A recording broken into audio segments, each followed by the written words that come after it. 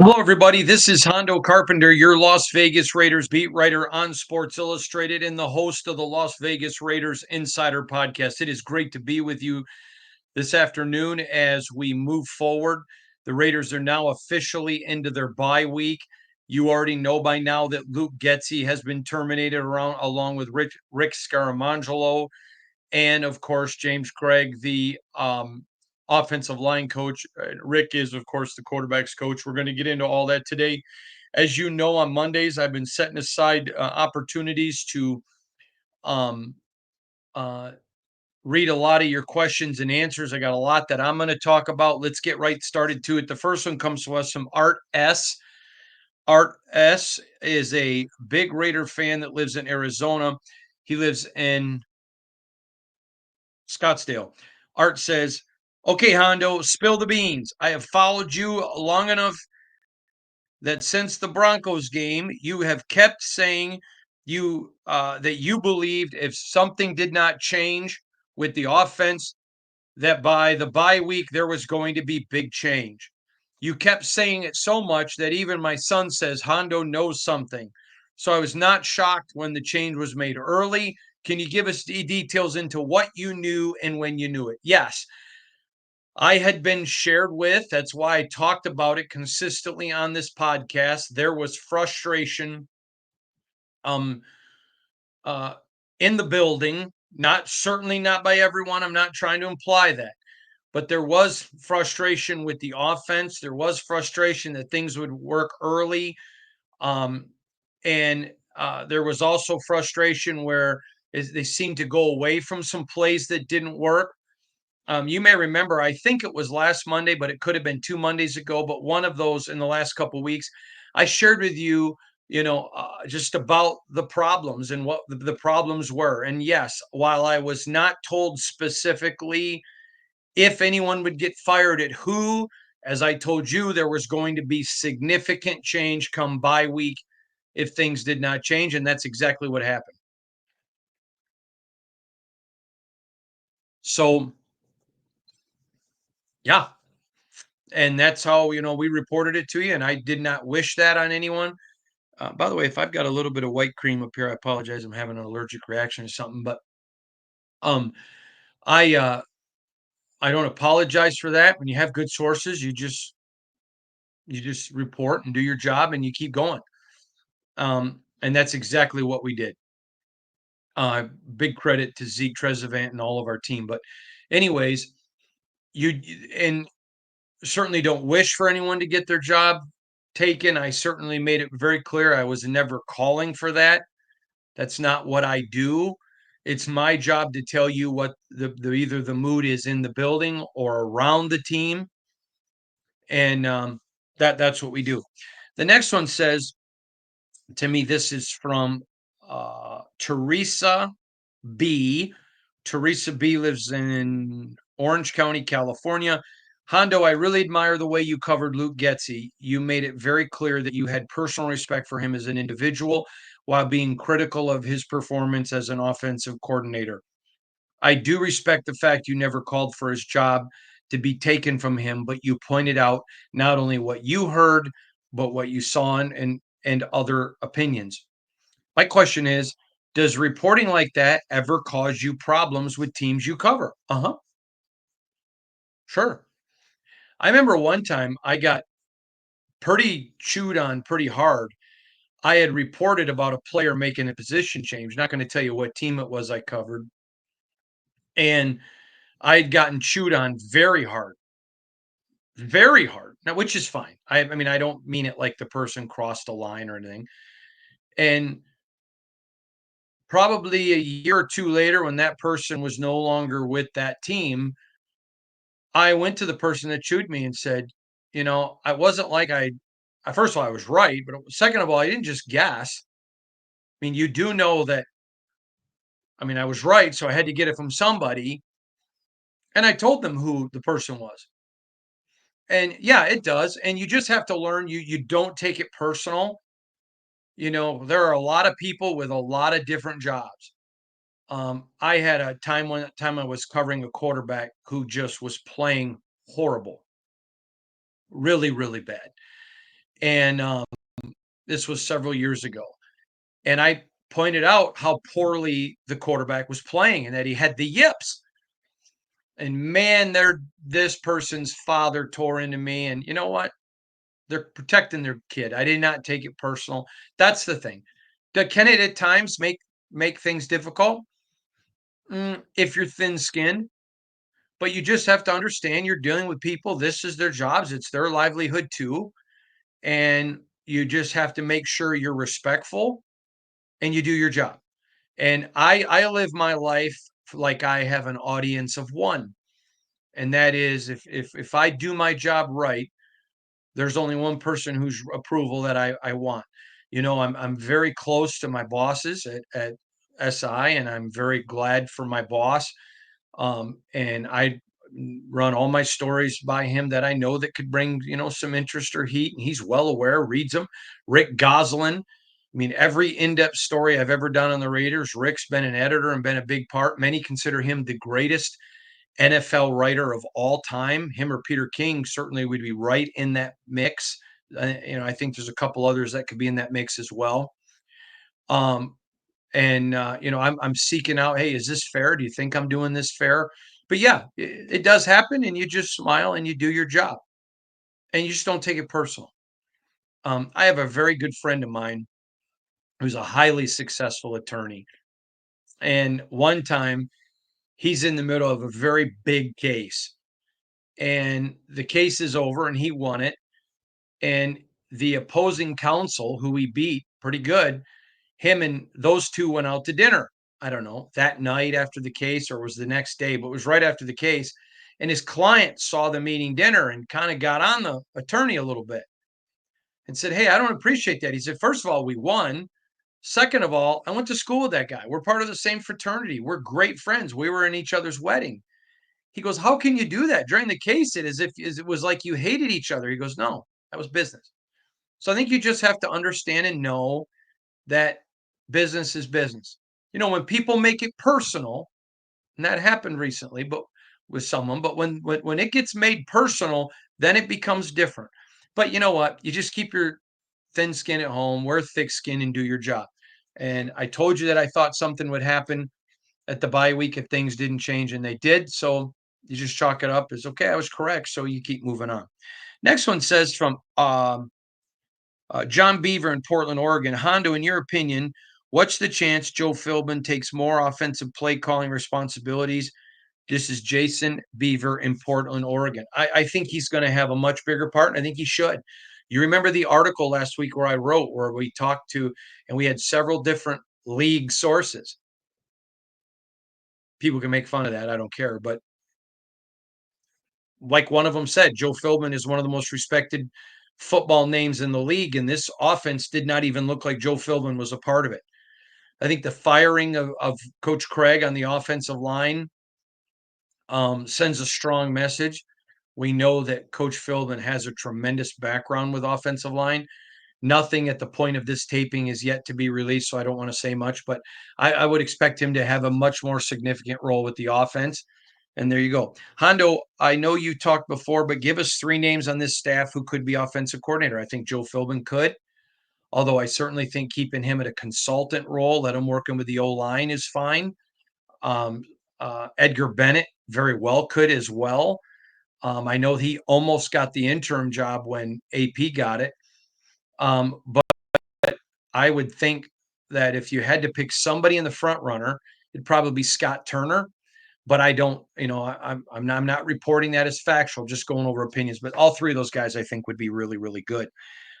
Next one comes to us from Mike in Chinchilla, Mexico City. Hondo, AP, how does he redeem himself with winning games and move away from the first pick? Well, first of all, Mike, I would take a little bit of umbrage with your term of saying, how does he redeem himself? Um, I think people that need redemption are when you're dealing with real life and death issues.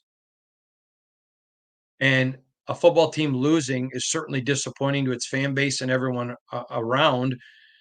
But if someone were to say to me, how does Luke Getsy redeem himself? I don't think Luke has to. He's a good man. Now, maybe you can say, how do they salvage their career or whatever? salvage, I think, is a better term. I just take umbrage with your term of redemption. And AP's a good man and he's an honorable man and he's working his tail off. And so if you were to say to me, how does he salvage? That's a great question. Um, I think there are a lot of questions. And so I'm not going to be political, but I don't know that I can just answer that. I think there are a lot of questions around this Raider football program. Franchise, there's a new owner, a minority owner, but he's going to have a loud voice. Does he go to Mark Davis at the end of the year saying, you know what, let's just go in a total different direction? I think there's a very good chance, not just on the field. I think there are people up in the executive suites and people all over the building that could be replaced if Tom Brady decides he wants to bring in people that know how he wants a franchise to be run. If Mark Davis wants to go that way. Now, I wouldn't advocate that because I think there are a ton of really good people that work at the Raiders. But I was talking to someone recently, and they know Tom, but they have not talked to him about the Raiders. So this is not coming to you like inside information. But they said to me, Tom likes people who understand his vision in every area in his life. And they said, I'd be shocked if Tom didn't bring in a bunch of new people in the executive areas. Now, I'm not reporting that as that's what Tom thinks. I'm just telling you what somebody who knows Tom told me based on him being a winner. They just said that wouldn't shock them because I followed up and said, have you talked to Tom about it? And they said, absolutely not. Absolutely not. So again, that's not coming from Tom. It's just, I think there are so many invariables right now. AP's job is to win football games. And he's going to do everything that he can to win them. And I could see a scenario where if the Raiders went to him and said, listen, you're coming back next year. Let's get a lot of young guys reps and uh let's get a lot of young guys reps. And we know it may hurt us a little bit and we may not win any more games, but you're coming back, maybe. But if you're not given those assurances, you're going to go out and try to win every game that you can. I think you're going to try to win every game you can, even if it's with young players. But I think that is a scenario. Absolutely. Um, Next one comes in from Kylie. Kylie A says, Hondo, tomorrow is voting day. Will you be voting in who? Yes, I've already voted, and it's none of your business. I don't bring politics into this at all. But yes, I did, and I would encourage everyone. I was raised by a warrior to love and respect America, and we vote because our men and women who have died for our country deserve us to vote. And the only thing I'll say is this: I hope every one of you votes. And I will also say this to you: if you don't vote, don't bitch. Just keep your mouth shut.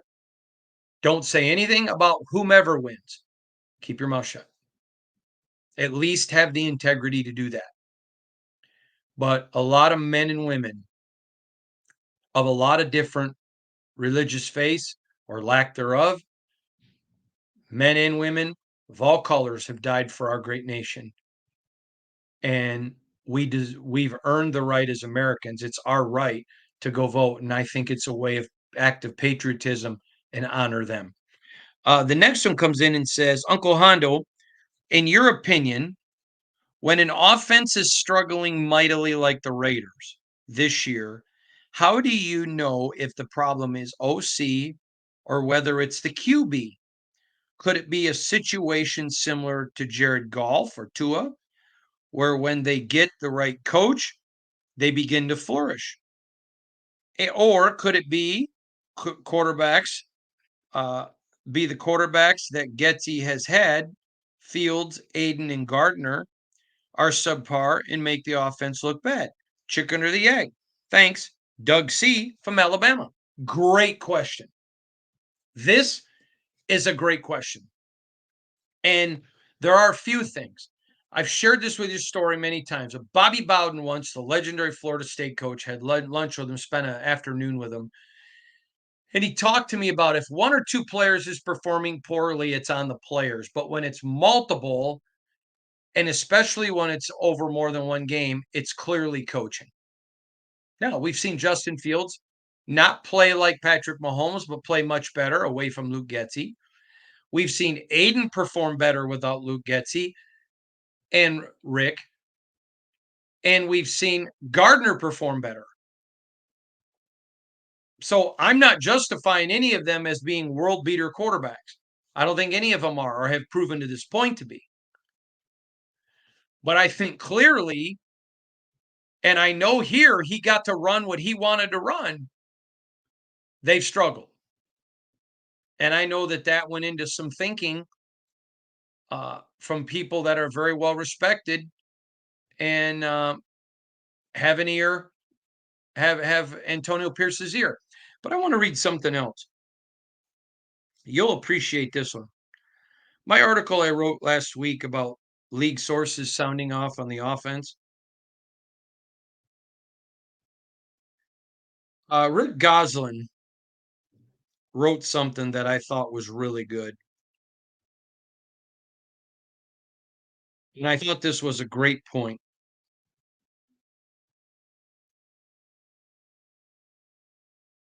Penalties are very definitely a coaching issue. They are a lack of discipline. You can't give any coach a pass on penalties. Player execution is also a coaching issue. Again, you can't give a coach a pass on execution. That's why teams practice all week to execute in games. Now, Rick told me that. That's Rick Goslin, the legendary NFL writer, certainly the perfecter of the NFL mock draft. I believe he was the inventor. He gives someone else credit, but I kind of know the backstory, so I'm going to say I think he's the inventor. He would say he's the perfecter. Hall of Fame voter. He's been on this broadcast many times. That was Rick because I had made the comment you can't blame Getsy for penalties, you can't blame him for player execution. And he said to me, and I just read you his quote, yes, you can. That's why they practice all week. And that was his response to my article last week about the five sources that commented on the Raiders offense. So I think it was very clear that Luke was struggling as the offensive coordinator.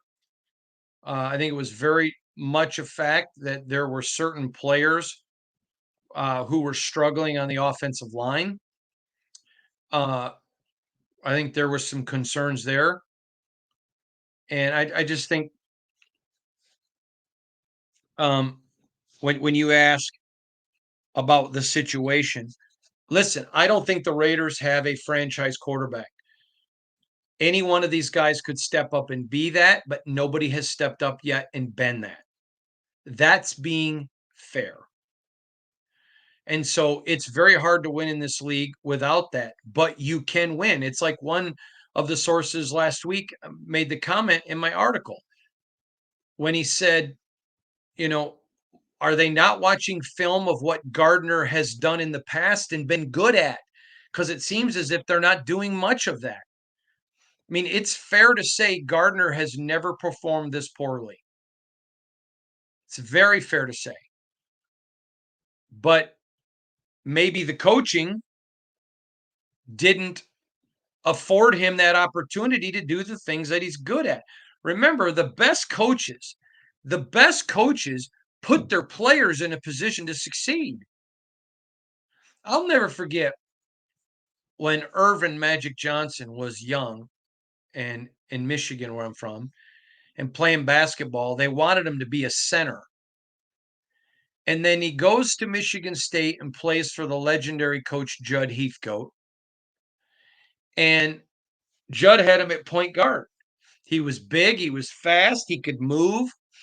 And people were so critical at Judd for moving Irvin to center. I mean, to point guard. Oh, as big as he is, he should be a center. And he goes, why? He has the skill set to be a point.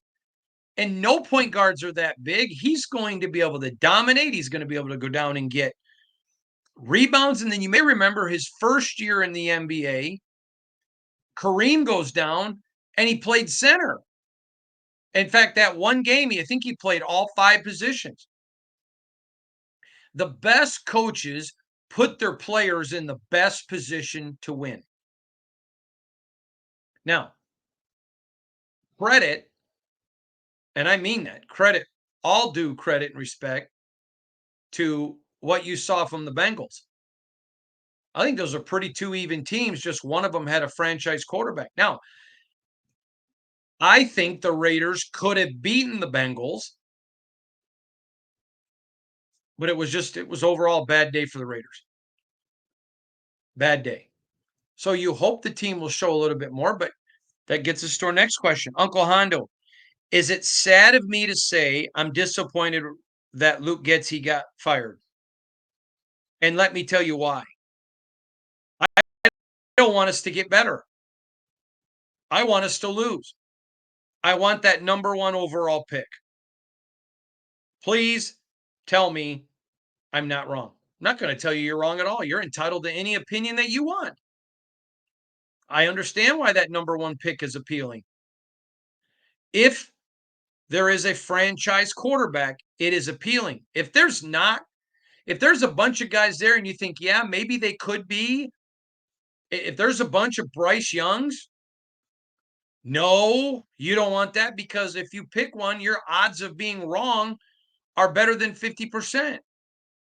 But if somebody emerges and you're like, that's the guy, that's Peyton, that's a CJ Stroud, I mean, that is whomever, okay, then that's a different story. Hondo, recently you guys wrote an article about a proposed trade with the Raiders going for the quarterback who's injured in Indianapolis. I'm just curious. I know it wasn't you guys saying that you thought the Raiders should do it. What do you think of that trade? And what would you think of the Raiders making that trade to bring him to the desert? All right. So we were not advocating of it, but there was a report of a potential Raiders interest in Anthony Richardson, the quarterback of the Colts. Okay. I had people say, this is clickbait. No clickbait. It was a legitimate report. So we reported on it. Maybe if you get him for next to nothing, but you got to pay him a lot of money as a first rounder. And the guy just quit on his team. And if you go back to 2 drafts ago, we told you Anthony Richardson is a guy that you probably pick in the 3rd or 4th round.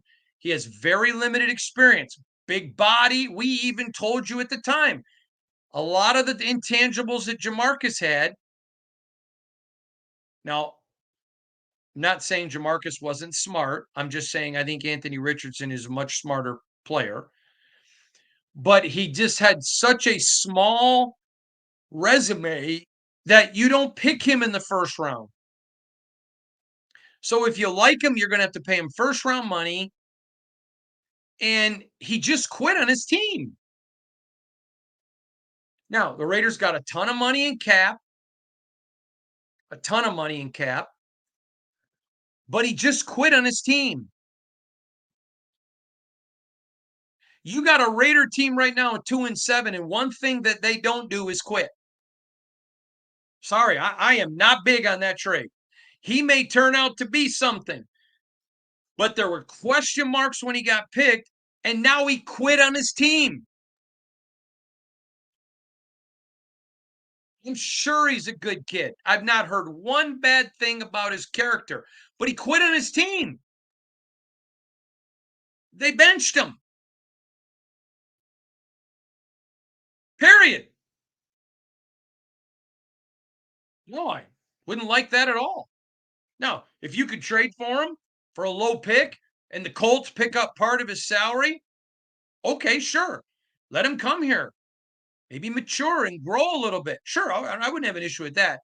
But just straight up for a good pick plus his salary? No, I wouldn't do that. But if they did, we'd certainly give him a fair shot. Did you ask me what I thought? I wouldn't do it. All right, there you go, everybody. A lot of information. We'll have more tomorrow. As always, you're the absolute best. Appreciate you, respect you, grateful for you. Thank you for joining us again tonight. We'll see you tomorrow, everybody. Have a good one, and we'll talk to you soon. Bye bye now.